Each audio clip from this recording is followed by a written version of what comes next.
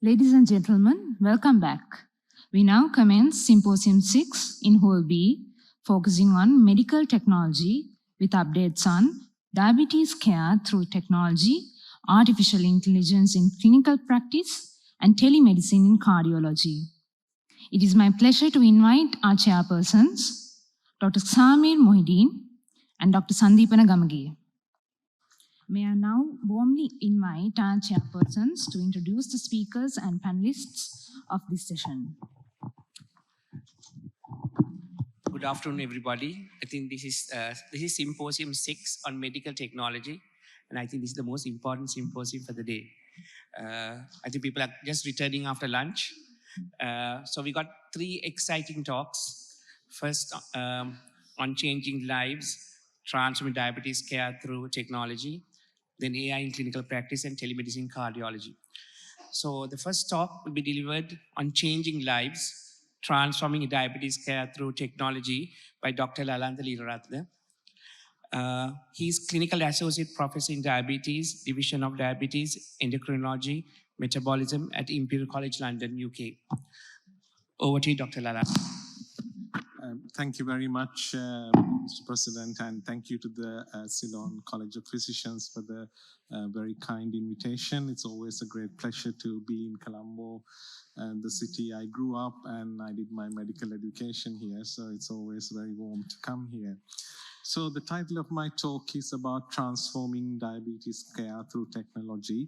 So hopefully over the next 25 minutes or so, I will be able to show you how new technology has really revolutionized how we manage type 1 diabetes. It's also moving to type 2 now.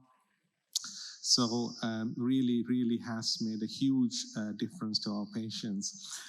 So these are my disclosures. As you know, diabetes is one of the most common health problems in the modern times that we live in. There's huge increase in diabetes, both type 1 and type 2 across the world. It's estimated that around 530 million people live with this condition at present. That's probably an underestimate because there are many people who are diabetic but not know about their condition. And by 2030, this number is expected to go to around 640 million people. Now, if you look at type 1 diabetes, which is the primary area that I will focus because the technology revolution started with type 1 diabetes, but it's also now expanding into type 2. There are about 9 million people with type 1 diabetes in the world, and there's a common misnomer that type 1 happens to children, but over 60% of type 1 actually happens in people who are over the age of 20.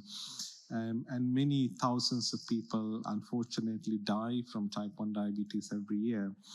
And it is a very, very challenging condition to live with. You can see people with type 1 constantly have to look at their glucose level. Everything they do affect their glucose. Eating, exercise, stress, there's so many factors that affect the glucose control.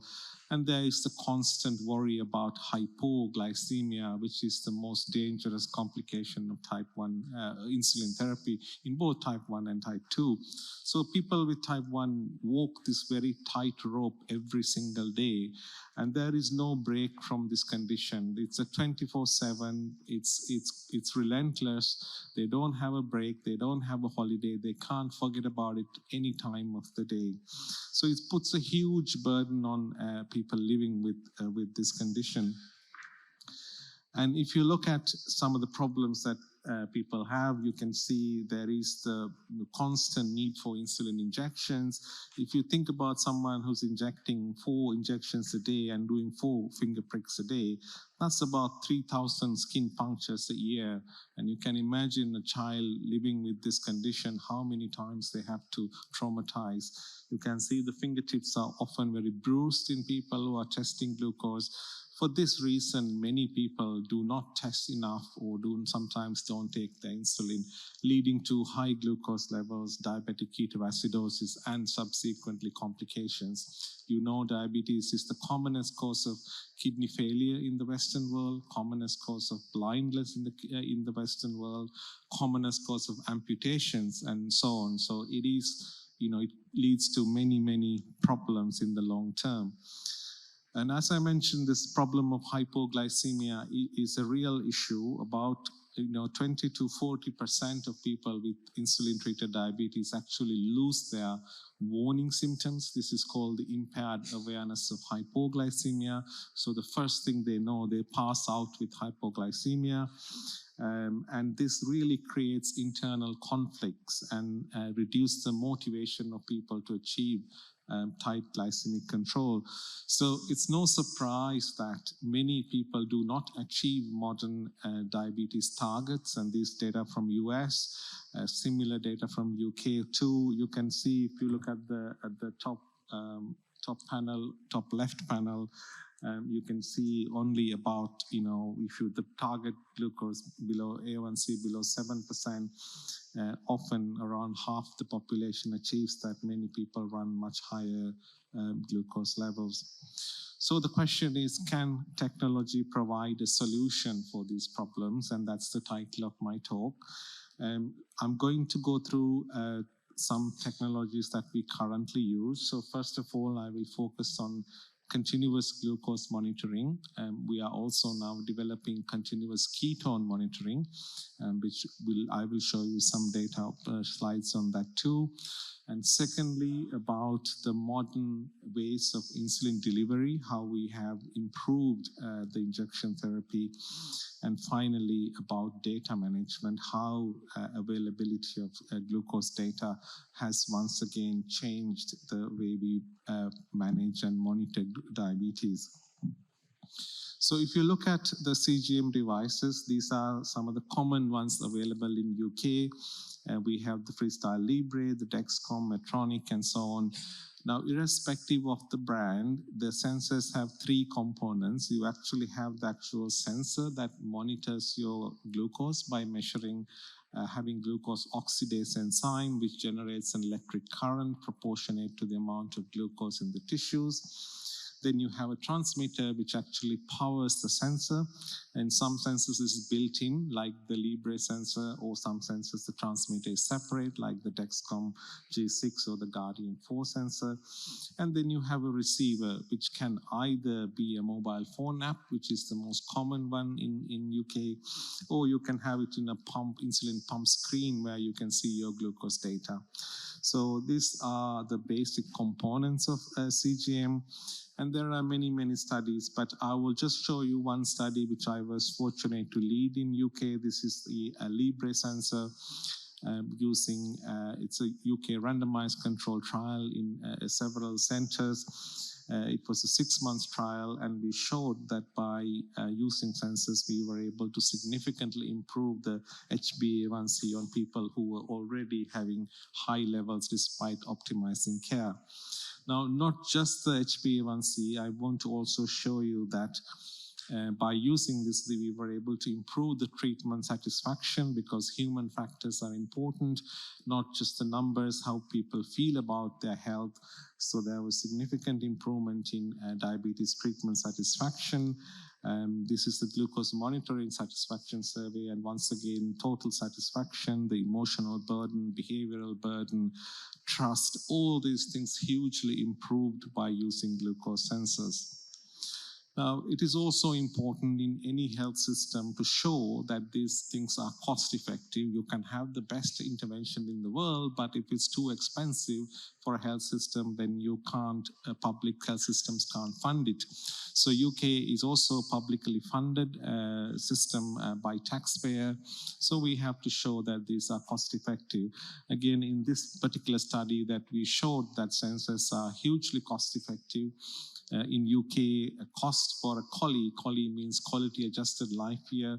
So 1 year of perfect health in UK, the NICE guidelines says up to £20,000 is a reasonable number. So a Libre sensor costs around £4,400 per year of one improved collie. So it's hugely cost effective. And in fact, for people above age of A1C above 9%, it is cost saving. And if you look at those graphs, you can see on the left those using CGM in here, and then the control group. You can see if you focus on the third one where the HbA1c high group, these bands are where the cost savings come from by preventing complications like retinopathy or nephropathy and so on. So CGM is a very cost-effective intervention.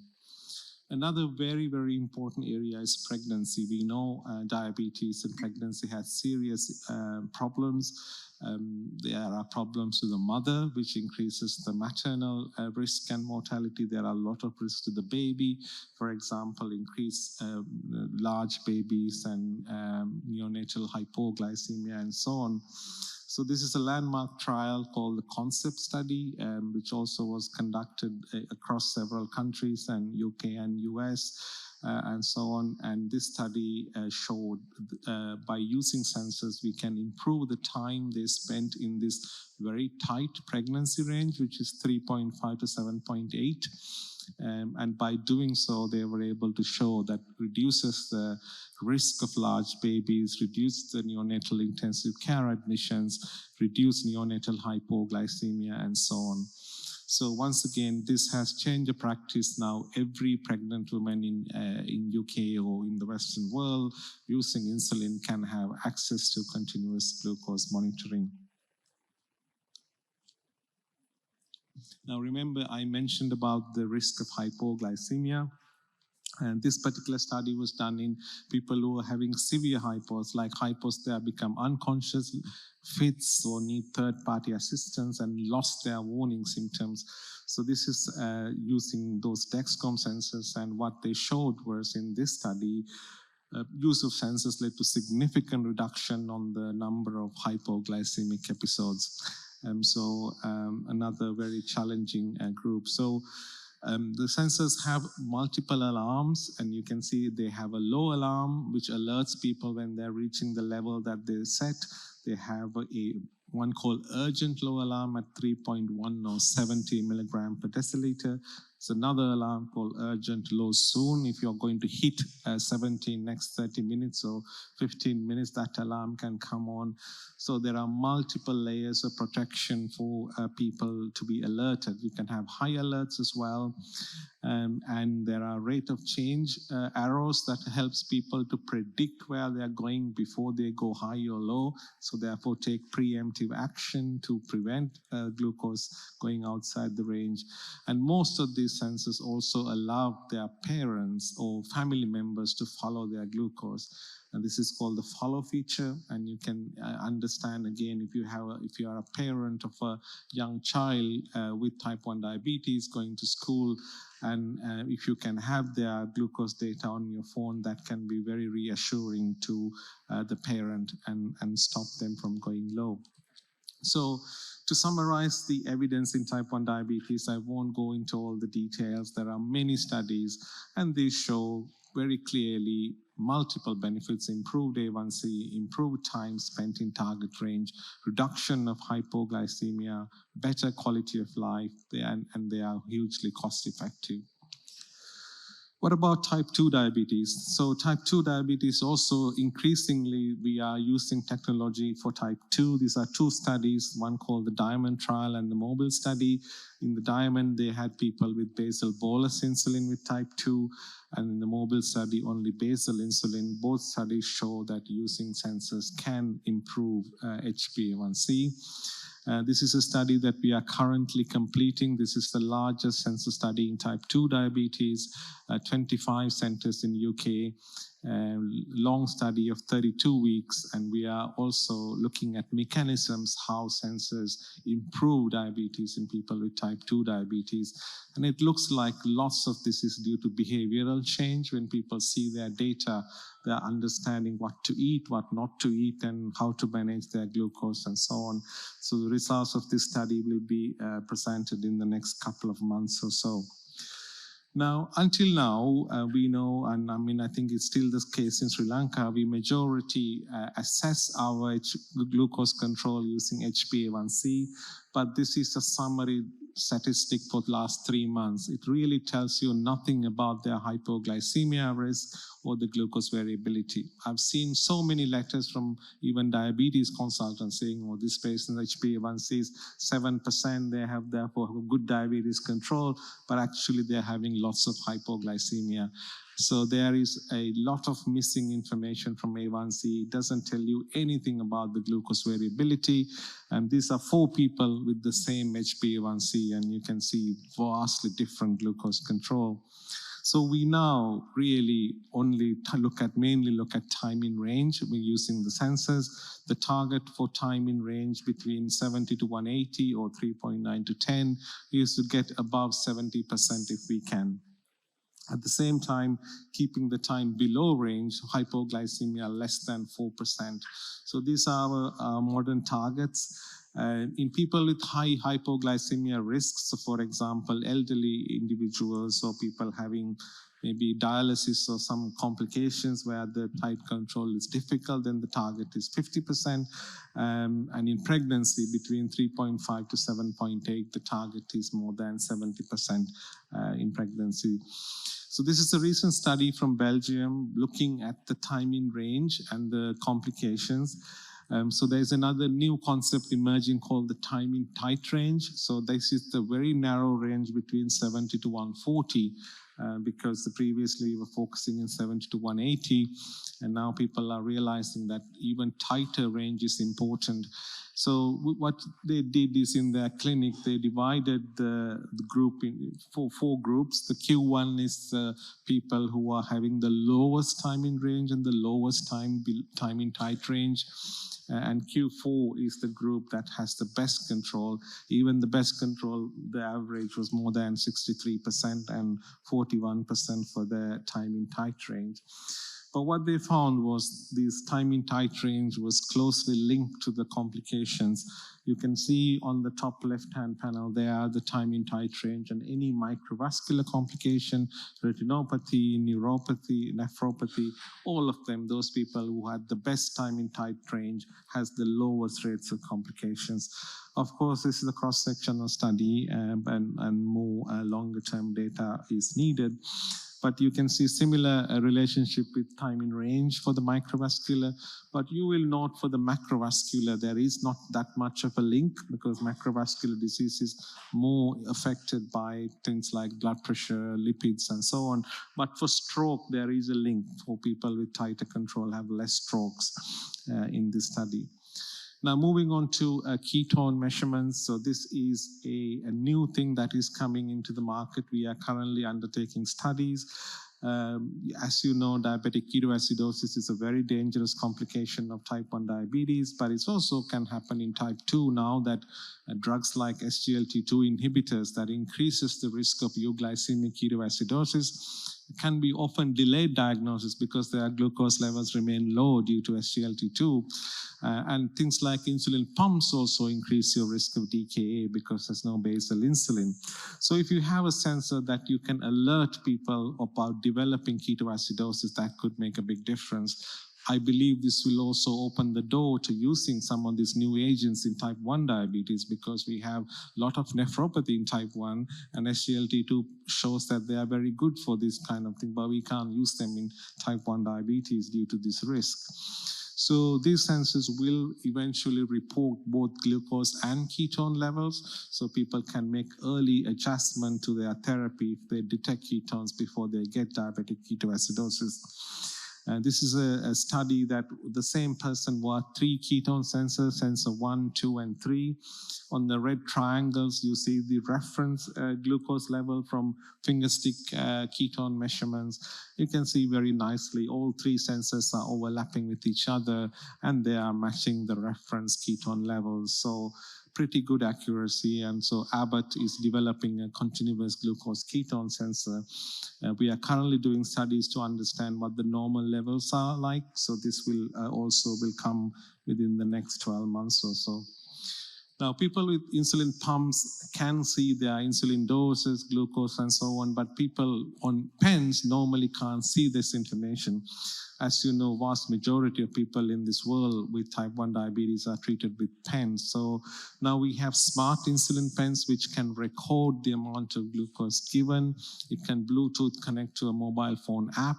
And that information can be combined with glucose data. So what you see is one of our patients using a smart pen and a sensor, and you can see on the sensor tracing, you can see the insulin doses with that green little needle sign, and below you can see the amount of insulin given.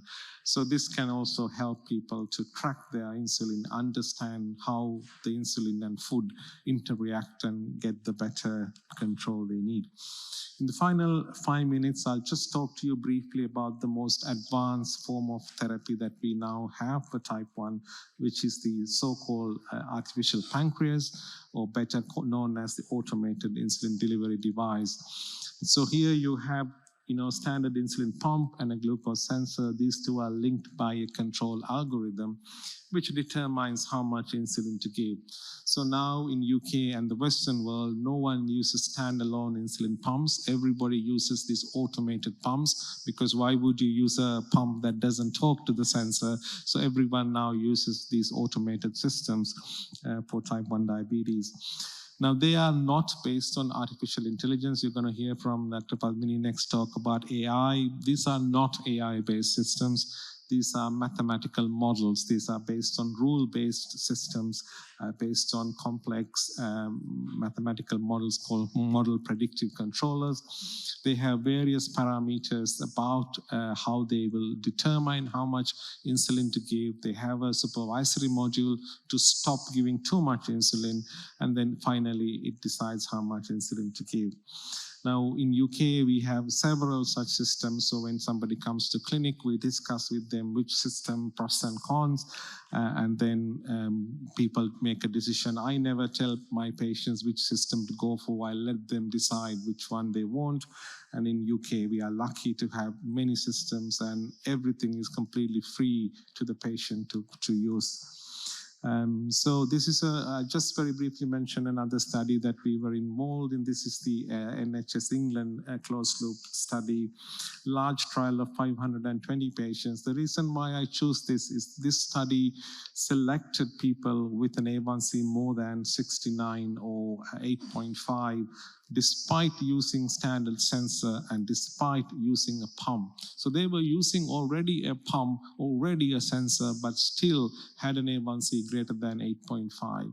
So this is a very challenging group. That's why this study was done in this group. And you can see the baseline A1C was 9.4% or 78.9. And after roughly 5 to 6 months, the HbA1c improved by 18 millimoles per mole or 1.7%. Now, these people have done everything possible before that and they couldn't improve. And by using these systems, you can massively improve. And you can see the time in range went from 34% to 61%. Now, we have many such systems, but this is a system that's becoming very popular in UK and US, and both these countries now, this is the one system that about 80% of people with type 1 in US and UK select this system. And this is without wires. It's a pod system. So this pod is filled with insulin and attached to the body. It's controlled by this handheld controller or a smartphone app. It works with several different sensors, so people can choose their sensor, and this, they go about their living, and the algorithm is actually in this pod, so they can leave behind the controller at home. It still works, giving automatically insulin depending on the glucose level. So there are many, many studies in type 1. I'll just show you 2 studies in type 2 because they are also becoming more common. This is Control IQ system, recently published in the New England Journal. I was in the Data Safety Monitoring Board for this study. And you can see using Control IQ, there was significant improvement in HbA1c in this study. And then there's another trial, again in US, called the Secure 2D Omnipod 5 system. This is a before and after study, not randomized control, so there is a bit of bias in it, but you see there was 0.8% improvement in HbA1c. So based on this, the FDA has approved Omnipod 5 for type 2 diabetes as well in US. Now, in the last 2 minutes, I'll just finish off with a case, a real case of a roughly 30-year-old individual living with type 1 diabetes for 19 years. He's a professional sportsman. He's practicing to represent England at high level, and he does, putt shot throwing and so on. He's already using an insulin pump and a continuous glucose monitor, and despite trying his very best and giving 9.8 boluses a day, his time in range was only 54% in the standard pump sensor combination. So this is without talking to each other. The pump is separate, the sensor is separate. And he does a lot of resistance training to build up his muscle, and with that his morning glucose levels goes up significantly here.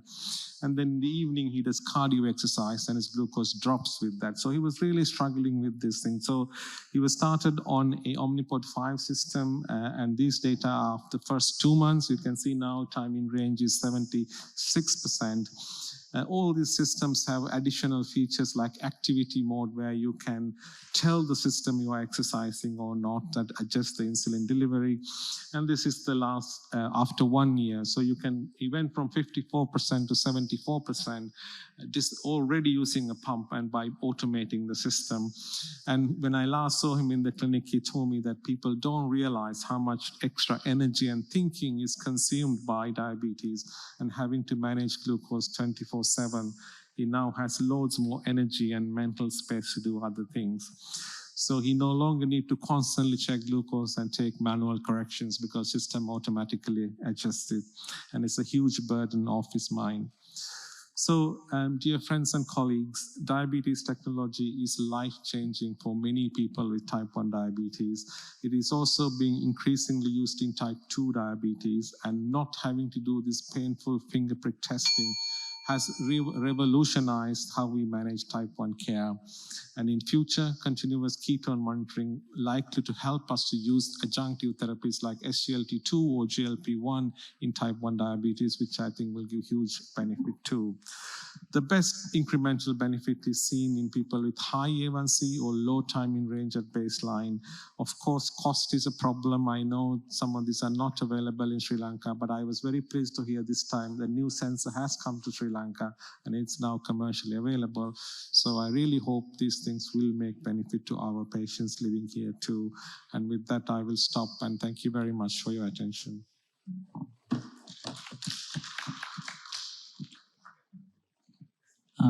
Thank you very much, Dr. Leelarathne.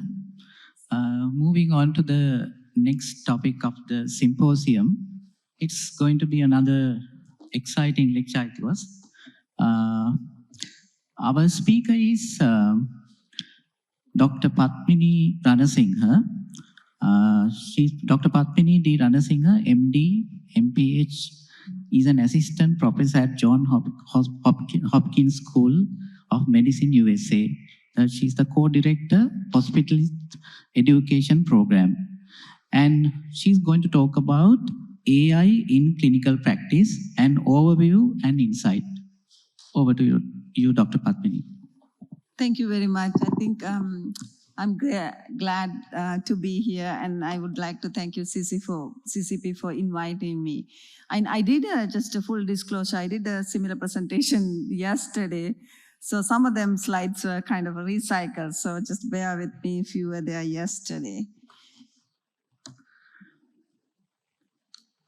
And my goal is to just give a little bit of a glimpse of what I use as a clinician at Johns Hopkins. So that's the first quote. One of the Google previous executives, Jed Tariff, he said, degrees in law and medicine are waste of time. This was just recently, because they take so long to complete that AI will catch up by graduation. And he also mentioned, I don't think anyone should ever do a PhD unless they are genuinely obsessed with the field. That means it's going to take long, or do you really want to do that? Then my question for the audience is, will AI outpace us before current students even graduate? What do you think? By show of hand, can you just say, the AI will outpace us or not? There are a couple of people. Okay, there are 3 or 4. Okay.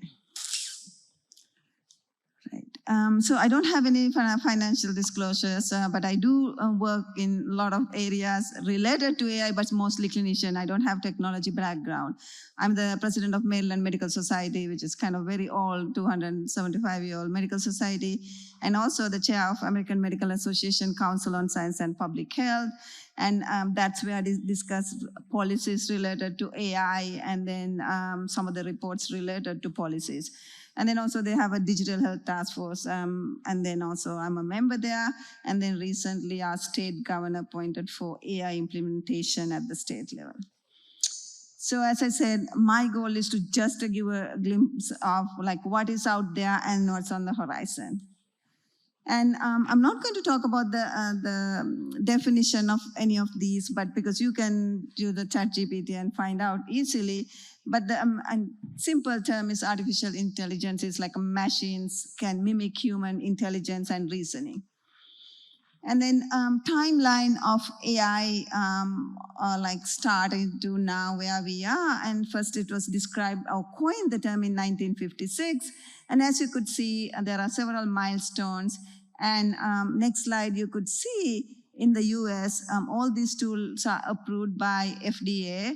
And how much tools were approved and the steep of the curve. So there's a huge investment, huge development of these tools in the US. And when it comes to medicine, these tools have like several like key domains, if you will. And one is like predictive analytics and generative AI and expert systems, voice recognition, reinforcement learning, robotic and automated systems, and digital twins. I'm going to touch upon some of them a little bit with my experience at the hospital. And in the US, from 23 to 24, the use of AI by doctors has doubled. So 38% to 66%. So it's heavily used. And then the investment I said for AI is from 2016, it's very low, but 2024, it's like really steep. And one reason it's even more this year is like because of the administration change, several deregulations, and then the people are investing because of the less of bureaucracy right now. And then that leads to operational efficiency. In the US, as you know, 20% GDP goes for healthcare. Out of that, 25% goes for administration. And most of these tools can simplify administration because you don't need a lot of cognitive power or reasoning for administrative tasks, and AI can be easily used for that.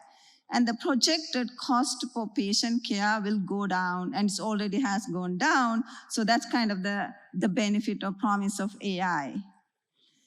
And as a clinician, right, I see patients at Johns Hopkins and I teach medical students and residents.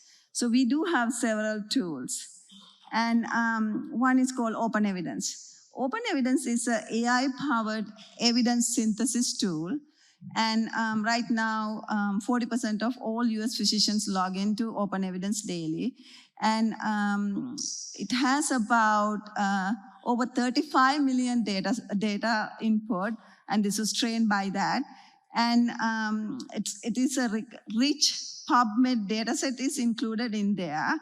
And this is I showed yesterday as well. This is a patient I saw in the hospital 2 weeks ago, and the patient had all these cardiac complications, mitral valve prolapse and CABG and everything, and then came to the hospital with heart failure exacerbation. And I discharged with GDMT titration and then adjustment of Lasix, and came back in 2 weeks with dizziness. So I asked open evidence about the differential diagnosis and management plan. And then these were the most likely diagnosis. It was given to me, orthostatic hypotension with some reasoning and medication-induced hypotension or side effects, because I changed some of the medicines, right? And arrhythmia, atrial fibrillation, and some of them you could see as practicing clinicians. And then also said, oh, this, you should not miss this diagnosis, you have to do something. This is within fraction of second, right?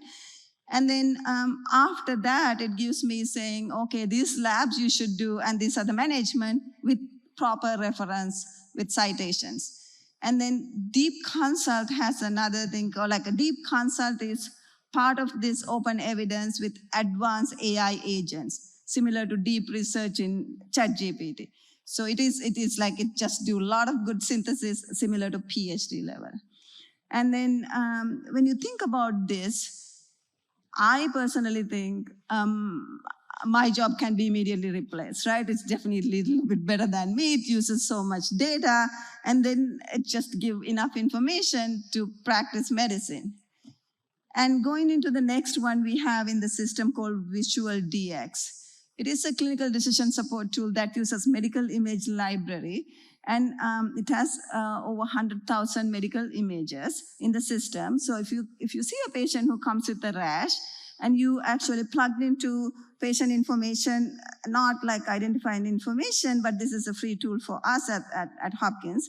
And you give the age, clinical symptoms, and then it gives you differential based on the information you give. And then you also upload your picture and then give another, like a refined differential diagnosis. And then we also have other tools embedded there within our systems. And one for medication interactions, and the other one is like quickly look up like any kind of a like condition you want to look at, and guidelines and medical, med-cal type of like calculating different doses. All those are there for us as like a resource for doctors. The difference is also another tool we have is sometimes like people think open evidence doesn't protect the privacy of the patients and confidentiality, although they say they follow the HIPAA guidelines. And Johns Hopkins has JHU AI Lab, and they created a similar tool to GPT, and that I give the same information about the patient, and the differential is similar, but then the hierarchy is slightly different.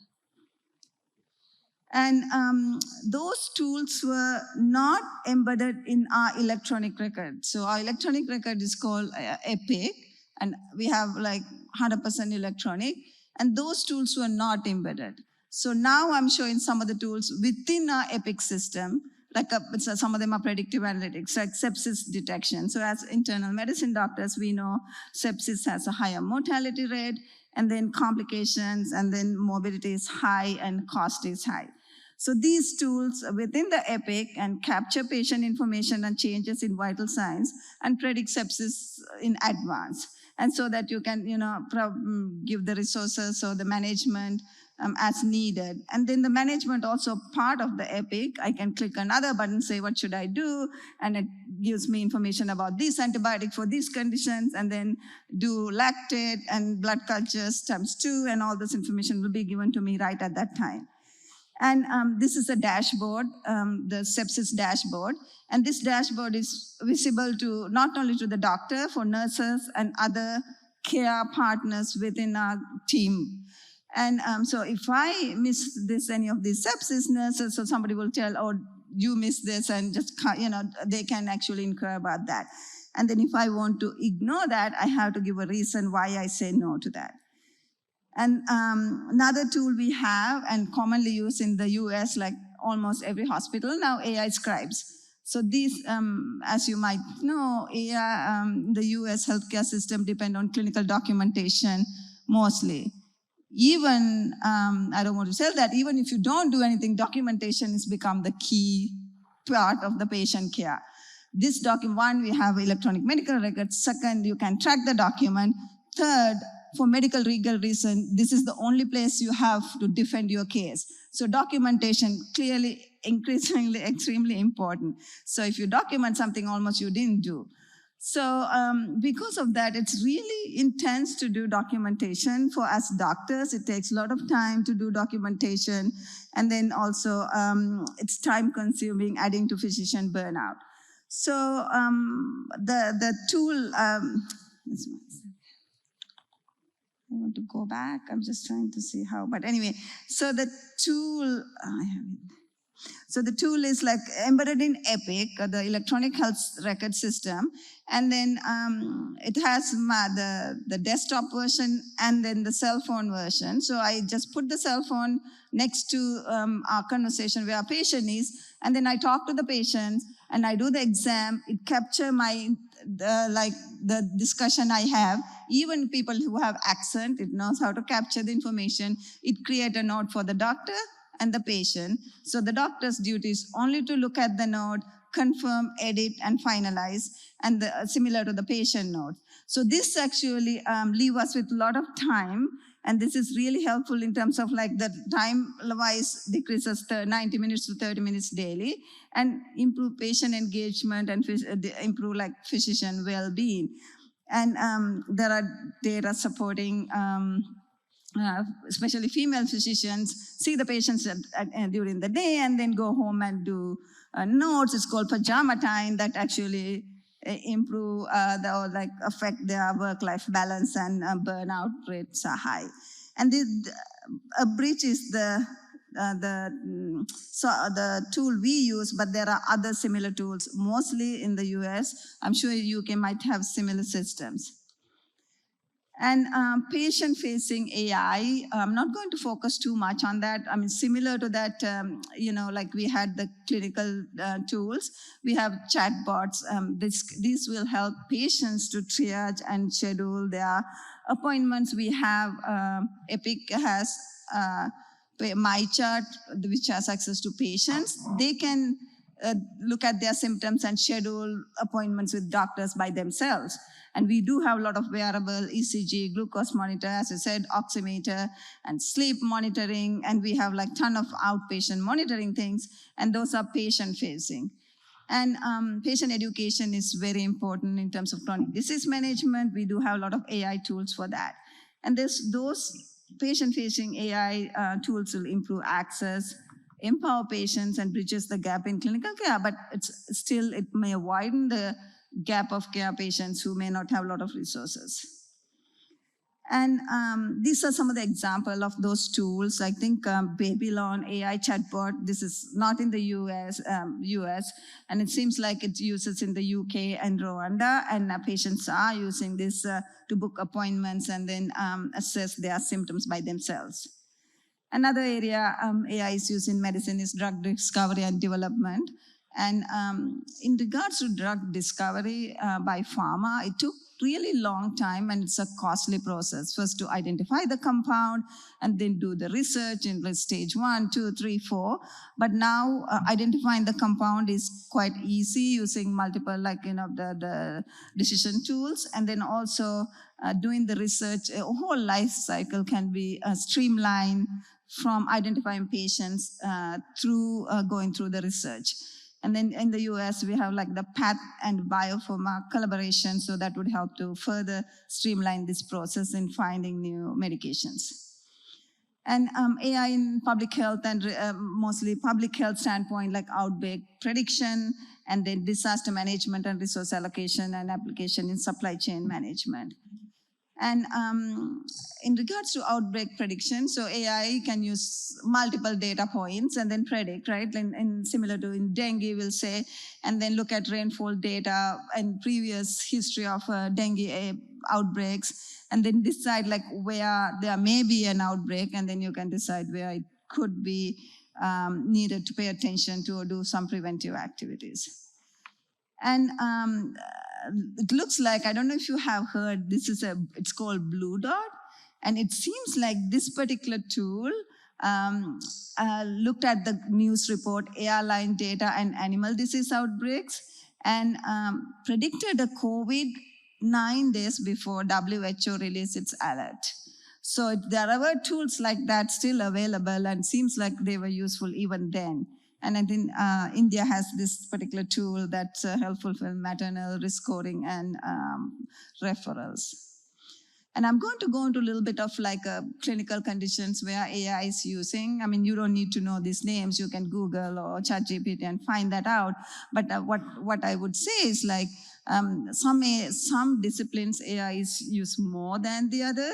But in general, AI is used in every discipline. In dermatology, as I mentioned earlier, we have visual DX. Similar to that, there are tools that you can take a picture as a doctor or as a patient and come to a diagnosis. They are quite accurate. And then usually it's a 90% accuracy matching dermatologists. You could imagine there's an interpreter variability in dermatologists too. So these will have a similar kind of output or accuracy. And this will have, like, these are patient-facing as well as physician-facing. And in emergency medicine, it's a critical time for patients when they come to the hospital. So you may need to capture certain things quickly, especially sepsis and stroke and MI, right? Like these are like important from door to balloon time, and those things are really captured. So if you have tool when the patient come to the emergency room to capture or looking at their vital signs history, because we have electronic medical records, right? History and data point, and decide who may get that MI or who may be getting an MI or stroke, looking at all those variables, that really helpful for in terms of like improving efficiency and decreasing cost. So we do have some of the tools at Johns Hopkins for sure, sepsis and for stroke and MI. And family medicine is a primary care, right? And then we do have a lot of tools. I mentioned some of them earlier also, so blood pressure management, and then patient facing in terms of chatbots and educational tool. And AI-driven hypertension management interface is another area, like a patient may, the blood pressure monitor may be attached to the patient and then gives the blood pressure reading and then also send the message to the doctor. Also some recommendations for medication. Whole thing is like all or can be automated. And as we all know, radiology is leading the way in regards to AI. And 70% of all the approvals in new tools were from radiology during last year. The reason is all the radiology films have like ton of digital data that can be analyzed so quickly. And some of the things are really cool. Like I was listening to a talk at Johns Hopkins, how pancreatic cancer was detected 3 years in advance, looking by retrospective trial, like a retrospective CT images. So it's really important that, like, I think radiology standpoint, mammogram, AI can read better than doctors. So in radiology, it's really in advance. And in neurology, so apart from just the neurological exam, other like tools used in neurology, or like all can be like imaging, EEGs, and sleep studies can be automated, especially the reports and the pictures. So those would lead to use them in real time in an efficient way. And in OBGYN, the fetal ultrasound can be automated, and then also they're used for IVF optimization of embryo selection and enhancement. Ophthalmology is another area AI is used even in developing countries for detection of retinal diabetic retinopathy. It's very costly. It has like it can lead to blindness. And the tools that we have in the US and other countries, it's like you just go and look at put your eyeballs into this machine, and you don't need the doctor, and then take the pictures, immediately detect changes that you see, like exudate and microaneurysm related to diabetic retinopathy. And then that picture will read by the AI and give information on what to do next, like referrals or not. Accuracy is almost 94%. And pathology is another area, because it's all look at the slides, and it can be like the digital data. the quality is quite high. And so you could see AI is used in pathology also. Pediatric is similar to family medicine or internal medicine. There is the only thing I would mention is there's like an autism spectrum disorder prediction tool is out there, in addition to others I mentioned for the other one. So in all these specialties, AI used in many different places, and investment is quite high. Even, we'll say I present this today, in 10 days, there will be more tools and more like applications. And then just a little bit of future directions on AI. As I said, future is sometimes it's right now. And precision medicine, right? Right now, when we do a cancer diagnosis, we do like invasive biopsies. But now there are tools to do liquid biopsies, circulating DNA for early, mostly relapse detection, because you have that genetic pool when you do the biopsy first time, so you can do the liquid biopsy, so circulating DNA to detect like the recurrences. And then especially important, like for cancer patient, deciding individualized, hyper-personalized treatment based on their pharmacogenomics within the cancer cell. So that's another thing. And digital twins, I'll talk about that a little bit later. And then in regard to surgery and robotics, and as we can imagine, there will be variability among surgeons, but when it comes to AR or augmented reality, using robotic surgery would be a little bit more precise when it comes to known or has seen kind of a data-related surgical discipline. It's almost like a Google map for surgery. And what's going to happen in future, so hospital-wide monitoring, right? When a patient comes to the emergency room, going through different stages, there will be a dashboard looking at each patient, identifying the risk profiles, and saying which patient will get to AKI or like sepsis, and then deciding what to do for each patient. So in future, there might be patient may not go to ICU for sepsis, because if you detect early, patient may be on the ward, you can treat a little bit earlier. And then proactive interventions may become a standard of care. Similar to that, and there will be some traction in population health and public health as well in regards to emergency preparedness, outbreak prediction, and hopefully to decrease disparities. And then I mentioned digital twins. Every patient in future, or even actually the studies are underway, will have our virtual twin. So like including genomics, physiology, microbiome, lifestyle. And this virtual twin is a test drive. You can use as a test drive. So if you have a condition and you can try out different medication on this virtual twin so that you know which one is more effective, either lifestyle or medication. So those are happening right now. So it will become a standard of practice. I don't know when, maybe near future. And then for in this disaster related or this public health, there will be a global disease radars. And then so that like you can look at social media data, satellite data, and then predict certain outbreaks or any kind of disasters a little bit earlier than what we do right now. And mental health relapse can be predicted using some of the tools we have, how the patients speak, voice changes, and then also vital signs changes, and that's like another area. And then also early detection of cancers of esophagus, stomach, and lung can be detected using like the breath analysis using AI.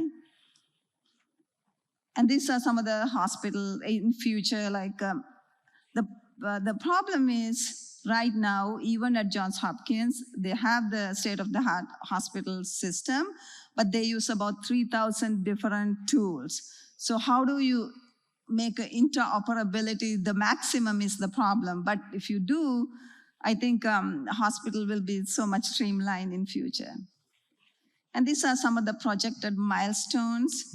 And in 2035, patients will have AI-enabled hospital at home. Already in the US, we have hospital at home system. And challenges, I'm not going to talk too much about. As you know, challenges is the data related, I would say, like a number one problem. If the data is not representative of the population you treat or you take care of, it doesn't matter what the tool is, it's not going to be good, or I think even not necessarily good or effective. It's just not personally, it's not going to be good whatsoever. The reason is like, I don't know if you know, a pulse oximeter used for white population was not good to capture pulse oximeter for black population. So those are some of the data related biases.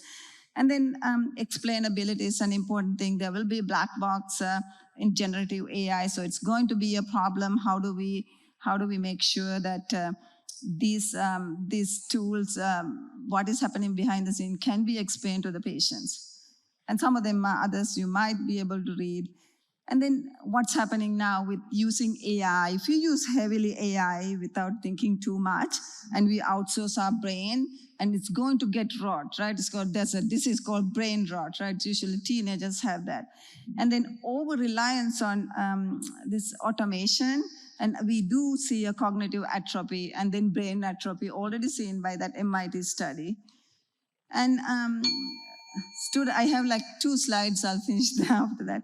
And students have risk of losing bedside skills like history taking, physical exam, and clinical reasoning. So I think it is important that we think through this, because students are already using. In the US, students are using open evidence heavily. So are they going to bypass their learning? Or do you really want to use the same way? Those are important questions. And then, as I said, like previously, they will skip the struggles and they will go to AI quickly. And then if there's a time that when the system fails or if they can't adapt, they will make a lot of mistakes. And what is the role of future doctors, right? I think AI won't replace the doctors, but doctors who embrace and shape AI will lead the future. I think another aspect is clinicians should be part of this designing, and usually from the beginning to the end. And right, if you don't actually shape it, it will shape us already. It's happening, right? And then we also need to think about patient at the center of while clinician designing that. And Jeffrey Hinton, as you may know, he got the Nobel Prize for AI, and he's a godfather. He said in 2070s, we should stop training radiologists right now. It's just completely obvious that within 5 years, deep learning is going to do better. Of course, radiology is the only field advanced so heavily and doing really well, but it still did not replace doctors, it's augment doctors. I'm not sure how long it might take for that. And then William Osler, he was at Johns Hopkins before, and actually he was a president of the Medical Society. Now I am president he was 128 years ago. He said, the good physician treats the disease, the great physician treats the patient. AI will treat the data, but only we can treat people. So what we have to look at is that how to protect the compassion, humanism. Are we really going to be doing that's our job in future is another big question. I personally feel like AI is doing so much better and it's really going rapidly. How do we make sure we are part of that and shaping the next generation? It's going to be a real challenge. Thank you very much.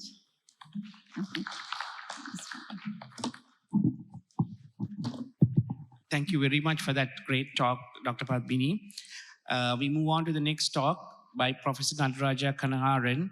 He's Associate Professor and Cardiology at the Royal Darwin Hospital, and he'll speak to us on telemedicine cardiology.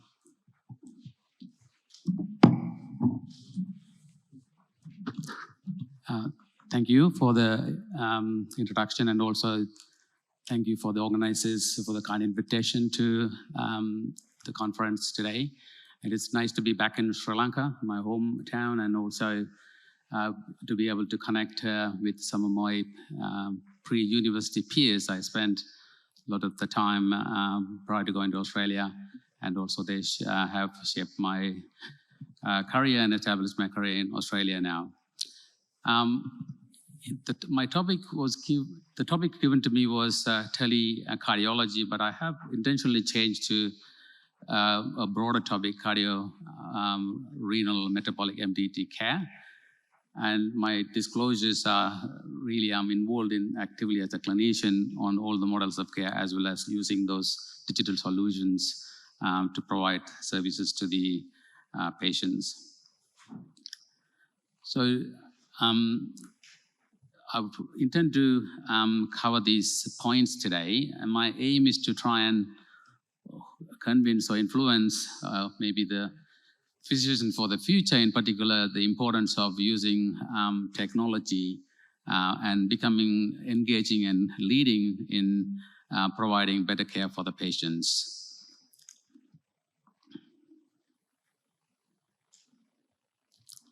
So Northern Territory is a top end of the top part of Australia. It has similar challenges to a lot of other health systems with increasing complexity and limited resources. But Northern Territory also have a unique challenge where it is a very large landmass, 1.4 million square meter, which is about 21 times of Sri Lanka.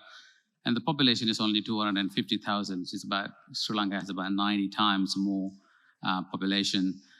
And we have a high proportion of First Nation Australians or Indigenous Australians, and who has a high burden of chronic diseases, or including cardiometabolic conditions, and overrepresented in the health systems.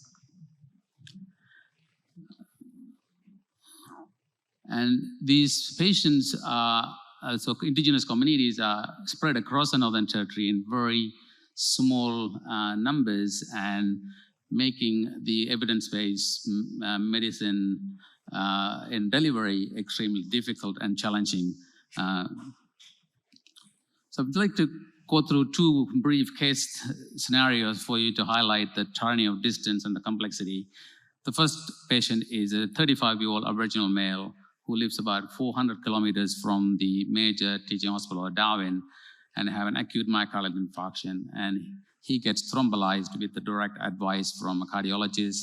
You know, we have electronic access to ECGs and advice, and thrombolysis is given in the community, and he got medically evacuated on the ambulance to Darwin and undergoes angiogram test. And then he has severe triple vessel disease, needing an urgent bypass surgery. So he needs to be transferred to Adelaide, which is about 3,000 kilometers away. And as you can imagine, these patients goes there, spend a couple of weeks, and come back to Darwin and back to community. His journey is totally different from someone living in the metropolitan city and going to the hospital and discharge home. And the second case is a young Indigenous female who sustained an acute rheumatic fever. Unfortunately, Northern Territory has one of the highest incidence of rheumatic fevers still. And this patient had an acute rheumatic fever and had multiple valve surgery, up to 6 procedures, traveling 3,000 kilometers away interstate. And in between time, needing to have contact with the cardiology units to have echocardiogram and clinical follow-up. So hopefully these two cases give you an understanding of how challenging for those patients to access care face-to-face. So the traditional face-to-face consultation is not fit for purpose for those people living far away, and expecting patients to travel close to us to have a consultation for a very short time is not the right thing to do from patient perspective. So to mitigate that, we have developed what we call a specialist outreach services, which has been taking care close to the home, and that has been established for several years. And that works really well and complements the face-to-face consultation. But again, it is very expensive, and also have clinicians time and coordination is extremely difficult. So it's an inconvenient for service providers. Then we had the telehealth consultation model of care that came up about 15 years ago. And we were one of the early adopters of using telehealth model of care because of the tyranny of distance. And the audience is Associate Professor Kellam Pridarshana is there. He was one of our clinical lead for developing this model of care for our patient in the Northern Territory. And it has been a blessing for us because when the COVID-19 hit us, and we were able to scale up this model of care, and when the communities were locked down. And we also did what you call telephone consultation to be able to assess the patient's symptoms and support the patients without needing to come to the hospitals and clinics. We also recognized when the telehealth consultation doesn't capture all the patients for a variety of reasons. There are a number of patients with chronic health condition missing out. So for that, we developed a model of care called Virtual Case Conference, where we discuss the case with the GP, general practitioner, or the nurse practitioner of the community, so that we are able to help and manage the particular patient or guide the management. So this is so the endocrinologist and a cardiologist and a nephrologist will be able to have a conversations with the GP and guide their care. But when people have multi-comorbid problems as cardio-renal metabolic conditions, then this GP has to talk to different consultants at different times. Therefore, we came up with a model which is called cardio-renal metabolic MDT, where we bring everyone together, which I'll talk about a bit later. So this is one of my most recent outreach visits to one of the communities that have been traveling for the last 20 years. So about 4 times a year, 2-day trips. And as you can see, this is one of those expensive travel and takes a lot of coordinations, but the right thing to do. And then in between those visits, we will, from cardiology point of view, we'll do telehealth consultations to support the communities with medications, up-titration of the care, and using originally the Cisco Jabba platform, and more recently we use Health Direct platform or Teams, which is much more easier and to use. So this slide shows the high volume activity that we provide, and most of those consultations are provided by the cardiologists and about 25% by the registrars, highlighting the complexity of our patients. So now up to the virtual cardiorenal metabolic MDT. So the rationale for having this MDT is quite clear, because there's a rising burden of cardiometabolic conditions in the Northern Territory or across the world, and there is an increasing complexity and healthcare cost. And we have this same workforce shortage issue as well as health inequity issues. So as a physicians, we are good at problem solving, and as long as we understand and clearly define the problem. So here we wanted to improve efficiency and collaborative decision making. The most importantly, we wanted to promote primary care to take the leadership, and then we as a specialist support them with patient care. So the implementation of this model was relatively straightforward in the Northern Territory because the clinicians were well engaged, and we have been informally thinking about it and discussing this model of care. So we just created a small WhatsApp group, and one meeting took about 1 hour or so to just come up with the key elements to make this model a success. So who is going to be part of the MTT? What are the target sites? So the clinics that we're going to attend, and then the booking system that we're going to use, and identification of the cases, the digital solution we're going to use, how do we document them, and then also when do we start and how frequently we're going to do those clinics. And we just then get on with those model of care. So now this model of care was only possible because we have existing 3 digital health solutions that are in use currently in Northern Territory. So I'll take you through them. So the first one is called Acacia, the Northern Territory-wide Integrated Electronic Health Records. This is essentially with the philosophy of one client, one record, Northern Territory-wide, through the public system, both in primary care and acute care. And basically have comprehensive information, and you should be able to get whole of life patient data and understand the patient's journey by looking at the clinical information systems. And this has been a game changer. It will become a game changer for us in the future as well. that we have what you call the integrated cardiovascular information system, which is a digitized cardiac information over the last 25 years and made it available through a web provider portal, through a mobile-enabled user interface. That means as a clinician, you should be able to access information whenever you need. An example was one of my colleagues' father was sick in Candy, and he messaged me, can I have this most recent echocardiogram and ECG? It took me a couple of minutes to just sort of recover from take it from the mobile and then share the information. So as easy as it is. So it makes my life easier when I'm part of these case conferences. The TKC is probably our flagship clinical decision support system, which is a clinical decision support tool designed by the clinician for the daily use. And it's actually one of the Sri Lankan specialists, Professor Asanga Beradne was the brainchild behind developing this prototype, and got lots of philanthropic funding to develop this tool. Essentially, this brings clinical information from multiple EMR across government and non-governmental sites into a database within a secure database in the Northern Territory environment, then where you apply an evidence-based algorithms or experts' consensus into those to create electronic phenotypes. This is the nephrology phenotypes or the alert about the renal function deteriorations. The most common phenotype, as you can see, is called automated clinical summary.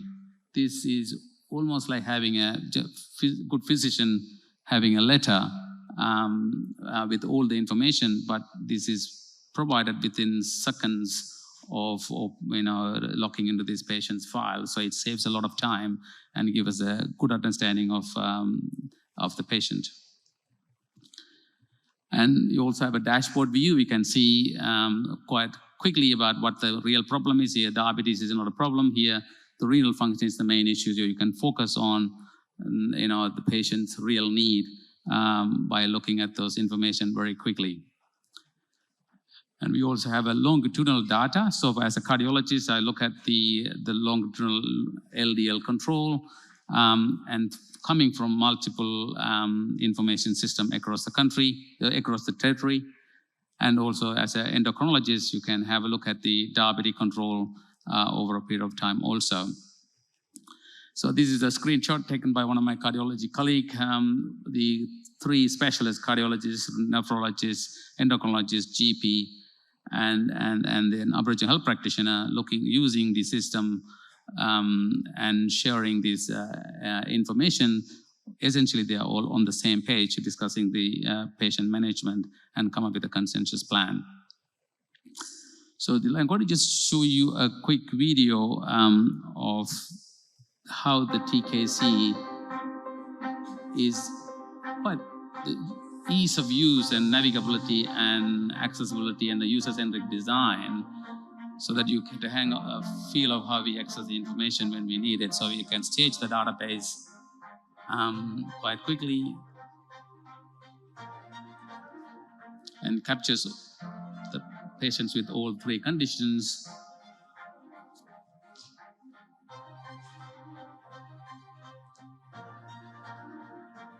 So I was screen recording while I was playing with it, so I'm just hidden those informations for privacy's sake.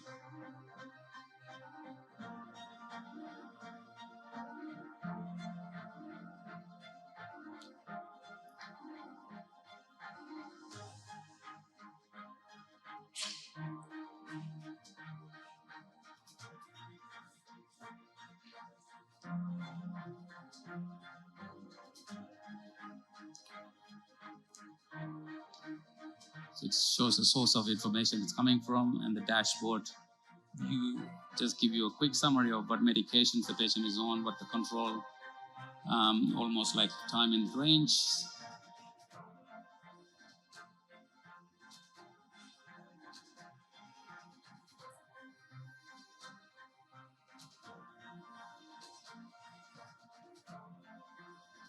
And the blood pressure control over a period of a long time.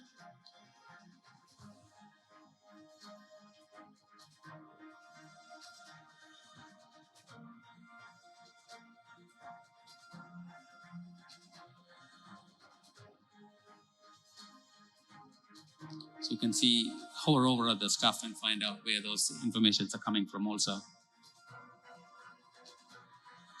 And the LDL cholesterol.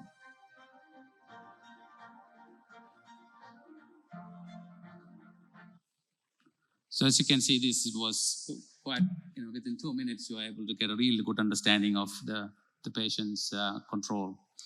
So this is just a less than 1 minute video. I'm just going to show Padmini, the AI incorporated EMR that we will be having incorporated into our Acacia or NTY DMR with the AI assistant summarizing the clinical information. So we are not ready yet.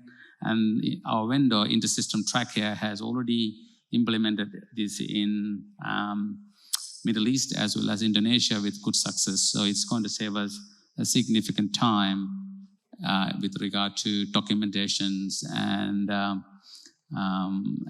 minimizing the number of clicks that you're going to have.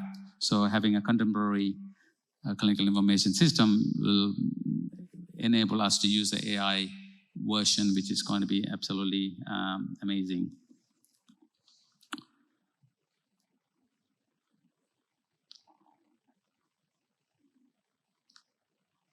But it won't replace clinician, because as a clinician, you need to validate them. So it's certainly,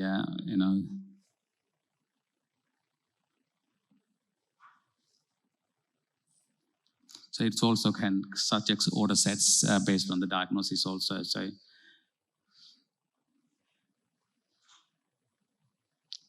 So what is next? Our plan is to evaluate the models of care with the partnership with Menzies School of Health as well as Sydney University.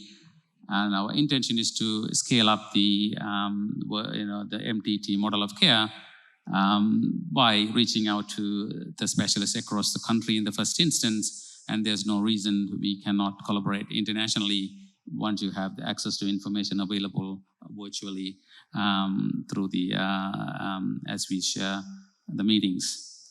So we're also looking for the various ways of funding this model of care for sustainability.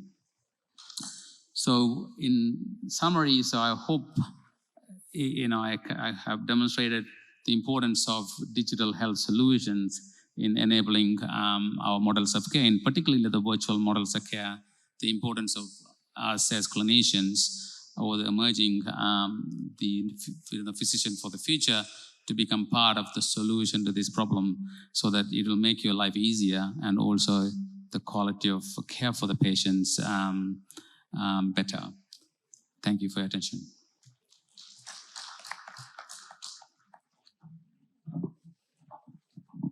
Thank you very much, Dr. Kangaharan, enlightening us on use of telemedicine into the clinical practice. With that, we are coming to the last segment of the symposium. That is going to be the panel discussion. First of all, may I invite all three speakers to come to the stage, please.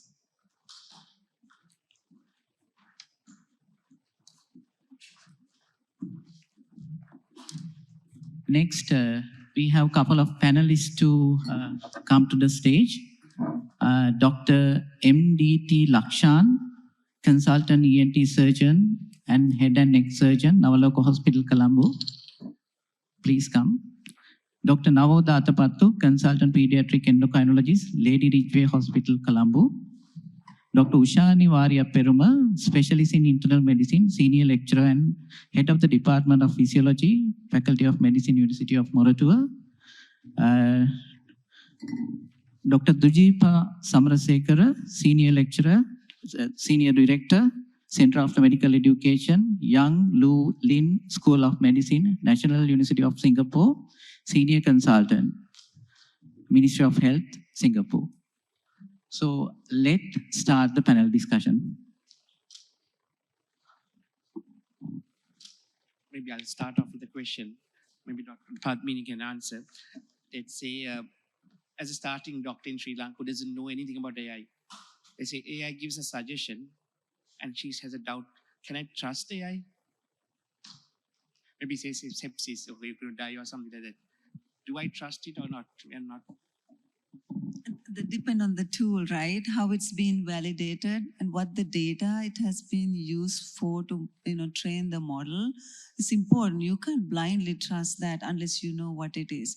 I mean, there are tools out there. Some of them, like deep fake is one thing, right? Like you can create myself in AI immediately, so you don't know if where the tool was made and what the data. Unless you know those things, I don't think you should trust 100%, but you might be able to get a direction with your own knowledge and experience. That might be helpful. Yeah, excellent question. Because this is where the gap right now, right? So you ask a question, would I trust? And there's a junior or a consultant or a doctor. Now, if you look at globally, there's a huge gap where the use of technology and where we are actually skilling or making our junior doctors or even the senior ones the necessary skill sets, giving them the necessary skill sets or the abilities to manage those technologies in healthcare. Now, globally there's a gap because we are really not tooling up or giving the necessary basic knowledge to our junior doctors, starting from the medical school itself to the residency programs and to our junior practitioners, how best to use these technologies. So it's great to see now it's starting in many centers. And I was recently very fortunate also to see even in India, right, the Kasturba Medical School, College in Manipal, they're actually developing these very basic AI, what we call the foundational knowledge, how to use these technologies and how to use it safely, and how do we actually trust an output from such a tool. So those skill sets are necessary, and we need to build that into our training program early so that it's second nature. We build those abilities. It's important. Thank you. Again, my question is, Bill Gates has recently mentioned that significant number of doctors are going to lose their jobs because AIs are taking over their jobs. Dr. Padmini said but AI is going to only to analyze data.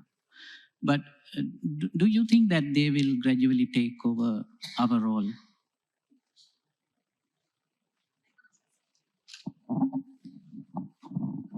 This is speaking as an individual, right? Like I'm not speaking for Medkai or anything like that.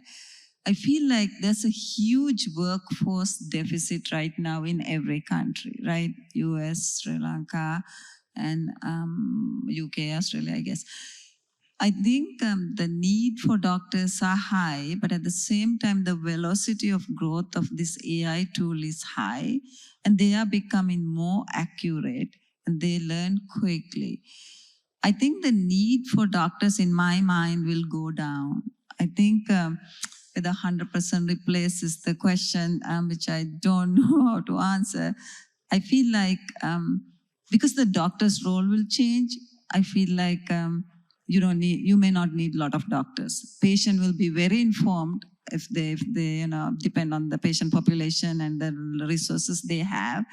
And then it will be a different dynamic between doctor and the patient, right? They just need to interpret rather than think and do. Like it's more like advocate for the patient, interpret some of the output and then come up with it's like it's going to be a shared decision making. I mean, in my mind, I think, then why not? The social worker can do the same job, right? They can be humane than me or compassionate than me. In some ways, I'm a little worried about the younger generation who's going into medical school. I just wanted to say, I think, in cardiology, there is lots of AI, and I have also interest in echocardiography and cardiac CT. And what I find is AI is going to make us more efficient. So you're able to do more with less time and more accurate. I think the amount of time that you spend on diagnosis, looking at the images and making things up or overdoing another test, for example, angiogram, is becoming less and less because you are able to accurately diagnose much faster. and is more efficient. So I think at the end of the day, we're going to be more efficient and safer for the patient. And the patients are coming now after looking at AI or ChatGPT. If we don't look at it, and then we are not going to, they're not going to trust us. So I think we need to know what they have already know. So they used to use Google, but they are just coming up now with lots of questions based on AI. So we had to be on the front end and to learn from them, at least to know if they're hallucinating or not hallucinating. Prasad is there. I just want to ask a question, but I quickly want to say, when this is a very common question, right? Will the AI replace the doctors or engineers? And the simple answer is that autopilot in aviation, autopilot came so many years ago. That did not replace the pilots. So if you take, if you take our generation of people, they have learned, the hard way or the evidence and all the master, the theory and so on. Let's say like a junior house officer puts a complex sort of a patient history with the diabetes and then having albuminuria, some degree of CKD, and let's say all the other complications, and then get a comprehensive prescription from the AI. Would that be sort of permitted to do for somebody who had not had that level of specialization to get the assistance from AI and practice? What's your opinion, and what might be the possible legal and ethical implications on that? Probably best answered by a practitioner. So I don't think you take the suggestion from AI. I think there are a lot of things I think have used AI sometime on. There was a patient recently whether we don't know whether to do a thrombectomy for massive pulmonary embolism. I have an experience. I don't have experience. So I actually had a quick question about what is the evidence. There are some AI give you the reference, then you just go to the reference and have a look at them, and then you discuss with your colleague and a friend. So it can give you some useful suggestion, but you cannot trust the AI as it is, and it will be bad medicine to practice that way, I would think. It's a recipe for disaster. I know it's a really difficult question, right? I think in the US, we practice like defensive medicine anyway, so I don't think trainees are allowed to do anything without any supervision. So at the end of the day, attending is responsible. But when it comes to Sri Lanka, we'll say they do private practice, and if they get all this information, same as consultant, I mean, they can do the same job, right? That's where this dilemma come in. I think we as clinicians, and then also the policy and advocacy related to that, we need to kind of define the blur points. I think it is really important that we identify the training level and what is the the license here they get. I mean, this is so interesting. I recently heard somebody said, "Oh, we need to board certify AI." This is in the US. So imagine like that. It's like, I think it's really hard countries where they don't have a lot of governance, oversight, and strict malpractice guidelines, I would say. It's difficult to police those cases, right? I mean, I'm glad that the patients will get the benefit ultimately if they use the right resource. But yeah, I guess it will probably depend on the competency of the doctor rather than the grade. There may be some junior doctors who are very competent in diabetic kidney disease or diabetes, and they might be confident to practice, or there may be very specialized neurophysiologists who never seen that, and they may not be, right?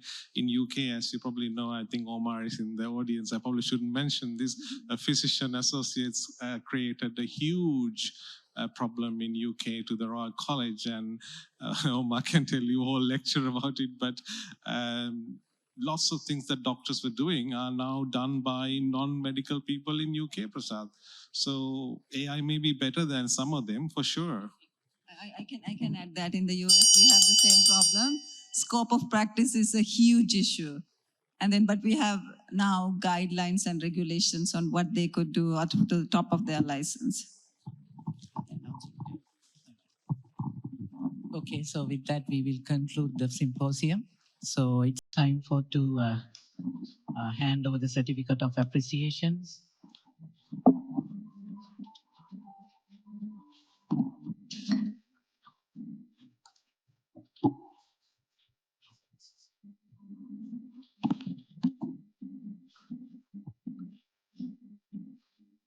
Okay. Dr. Raj, thank you very much. Dr. Padmini, thank you very much.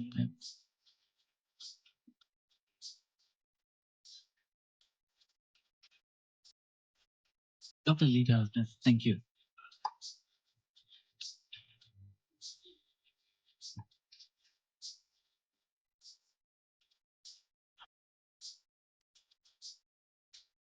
I would also like to invite Dr. Praveen Veeratunga to award certificates to the chairpersons.